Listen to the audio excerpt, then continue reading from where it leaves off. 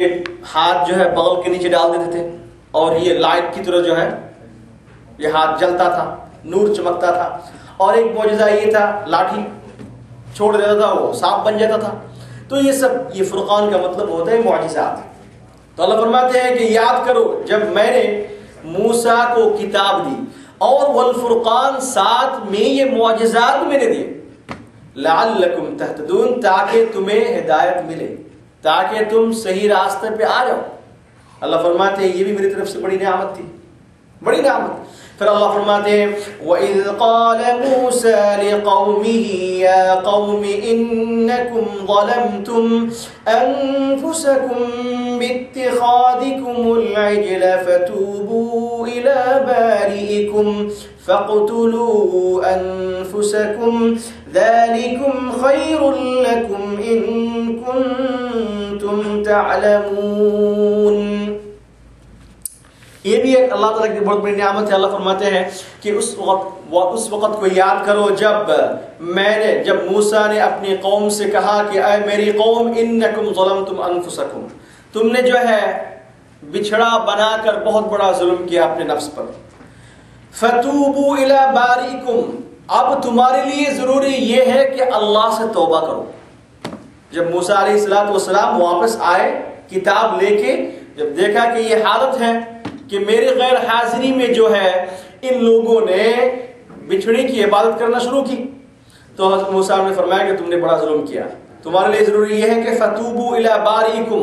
باریکم کا مطلب یہ ہے کہ اپنے خالق، اپنے رب جس نے تمہیں پیدا کیا، اس اللہ سے معافی مانگو، توبہ کرو. فَاقْتُلُوا أَنفُسَكُمْ. اور اس توبہ کیسے کریں گے؟ ایک نمبر توبہ تو یہ ہے کہ توبہ استغفار کرو، اللہ سے معافی مانگو. دوسرا نمبر یہ ہے کہ اپنے آپ کو قتل کرو. کس طریقے سے قتل کریں گے؟ ایک صورت یہ ہو سکتا ہے، حضرت مفسرین کرام لکھتے ہیں کہ جو لوگ اس کی عبادت کی، دو گروپ ہو گئے تھے. ایک گروپ تو اس کی عبادت کی، بچھڑے کی عبادت کی، اور دوسرے لوگ جو ہے عبادت نہیں کی. تو اللہ کی طرف سے یہ حکم آیا جن لوگوں نے اس کی عبادت نہیں کی، اس کے لیے ضروری یہ ہے، ان کے لیے ضروری ہے کہ ان لوگوں کو قتل کریں جن لوگوں نے اس کی عبادت کی. تو حدیث میں آتا ہے، مفسرین کرام لکھتے ہیں کہ جب یہ اللہ کی طرف سے توبہ کرنے کا یہ طریقہ بتایا گیا کہ تم جو ہے کیا کرو، اپنے آپ کو قتل کرو، تو ایک ظاہری بات ہے ایک سوسائٹی میں رہنے والے لوگ، دوست و احباب، کسی نے اس کی عبادت کی، اب اللہ کی طرف سے یہ حکم آیا کہ ان کو قتل کرو. کیسے کریں گے؟ ایسا کرنا بہت مشکل ہے نا، کہ ایک اپنے دوست کو اور احباب کو کیسے قتل کریں گے؟ اس لیے حدیث میں آتا ہے، مفسرین کرام لکھتے ہیں کہ اللہ سبحانہ فارسل اللہ سبحانہ وتعالی سحابۃ سوداء لا يتباصرون بها فأخذوا يقتلون من الغداة إلى العشاء. کہ اللہ سبحانہ وتعالی نے بنی اسرائیل کے اوپر ایک بادل لے آئے، اور اس بادل کی وجہ سے، اس کلاؤڈ کی وجہ سے پوری اندھیری آ گئی، کچھ نظر نہیں آتا تھا. تو جب نظر نہیں آتا تھا تو ایک دوسرے کو آپ قتل کرنا شروع کیا. یہ اللہ کی طرف سے سزا تھی کہ تم نے جو اس بچڑی کی عبادت کرے، جو بڑا ظلم کیا تم لوگوں نے، اس ظلم کی سزا یہ ہے کہ ایک دوسرے کو قتل کرو. اور ایک دوسرے کو قتل کرنے کا راستہ یہ ہے کہ اندھیری میں یہ اپنے آپ کو قتل کرنا شروع کیا. مفسرین کرام لکھتے ہیں کہ صبح سے لے کر شام تک ان لوگوں نے قتل و قتال کیا، ایک دوسرے کو قتل کیا. اور پھر حضرت موسیٰ علیہ السلام نے دیکھا کہ اس طریقہ سے اگر قتل چلے تو سارے بنی اسرائیل ختم ہو جائیں گے. تو اس لیے اللہ سبحانہ وتعالی سے دعا مانگے، اے اللہ بنی اسرائیل تو ختم ہونے والا، اے اللہ اب تو اس کو بند کروائے، اے اللہ میری دعا قبول فرمائے، اللہ ان کی حفاظت فرما. فائنلی اللہ سبحانہ وتعالی فدعا موسیٰ علیہ السلام وہارون فکشفت السحابہ ونزلت التوبة وكانت القتلى 70,000. مفسرین کرام لکھتے ہیں کہ اتنا قتل و قتال ہوا کہ 70,000 people اس میں قتل قتال ہو گئے، مر گئے۔ پھر اللہ نے حضرت موسیٰ علیہ السلام کی دعا قبول کی اور یہ ختم ہوا۔ تو یہ اللہ کی طرف سے یہ سزا تھی۔ جس طریقہ سے اگر ہمارے زمانے نبی علیہ السلام کے زمانے میں ہماری شریعت میں سزا کیا ہے، اگر کوئی آدمی زنا کرے تو اس کے لیے سزا کیا ہے کہ اس کو پتھر مار کے آپ کیا کریں گے؟ ختم کر دیں گے، اس کے لیے موت ہے۔ اگر کوئی آدمی کسی کو قتل کیا، سزا یہ ہے کہ اس کو بھی قتل کر دیا جائے۔ تو یہ دنیا کی سزا ہے۔ آخرت میں کیا ہوگا اللہ جانتے ہیں، لیکن دنیا کی سزا یہ ہے کہ اس کو قتل کر دو۔ تو بنی اسرائیل میں بنی اسرائیل کی جو شریعت تھی، اس شریعت کے اندر یہ اللہ کی طرف سے یہ سزا، یہ حکم تھا کہ اپنے آپ کو قتل کرو۔ تو اللہ فرماتے ہیں فَقْتُلُوا أَنفُسَكُمْ، تم اپنے آپ کو قتل کرو۔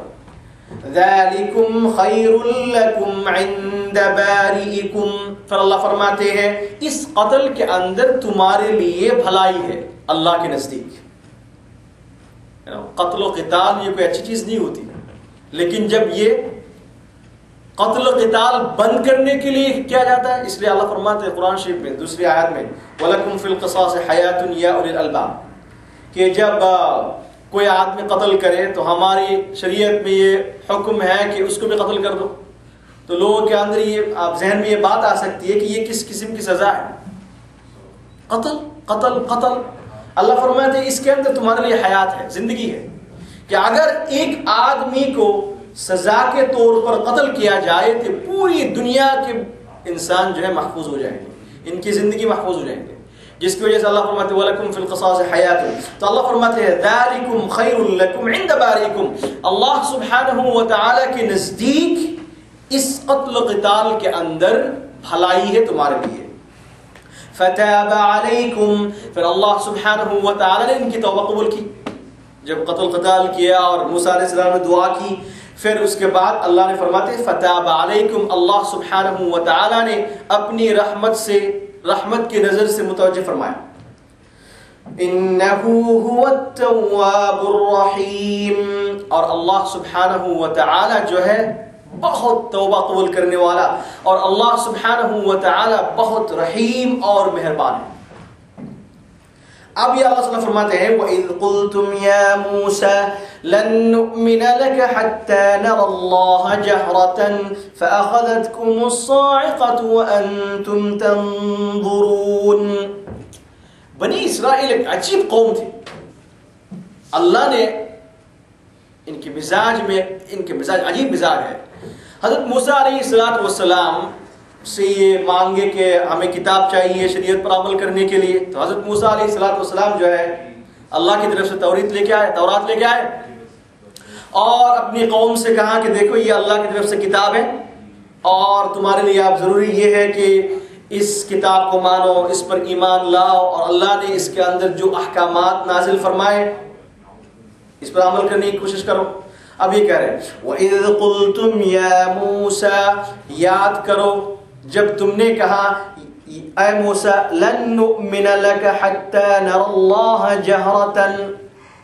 اب یہ کہتے ہیں کہ کتاب تو آپ لے کے آئے ہو، لیکن ہم اس کتاب پر ایمان نہیں لائیں گے اس وقت تک جب تک ہم اپنی کان سے نہیں سنیں گے اور اپنی آنکھوں سے نہیں دیکھیں گے، اس وقت تک ہم عمل نہیں کریں گے۔